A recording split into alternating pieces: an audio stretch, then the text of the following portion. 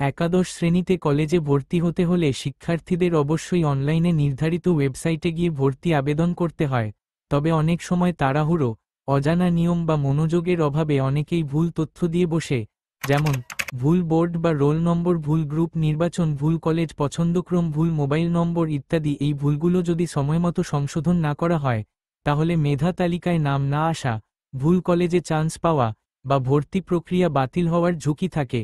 তাই সঠিক সময়ে ও সঠিকভাবে আবেদন সংশোধন করা অত্যন্ত জরুরি।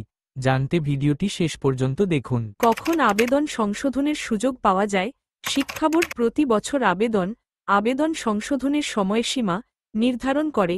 এই সময়সীমার মধ্যে নির্দিষ্ট ওয়েবসাইটে লগইন করে শিক্ষার্থীরা তাদের আবেদন সংশোধন করতে পারে। কিভাবে কলেজ ভর্তি আবেদন সংশোধন করবেন?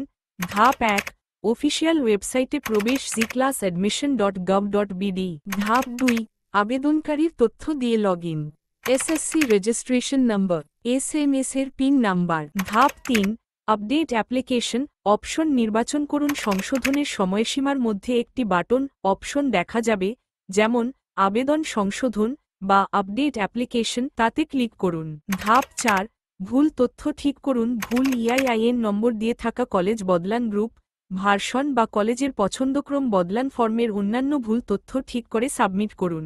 ধাপ 5, সাবমিশনের পর কনফার্ম করুন। সাবমিট করার পর একটি কনফার্মেশন পেজ আসবে, সেখান থেকে আপনার সংশোধিত আবেদন কপি ডাউনলোড করে রাখুন।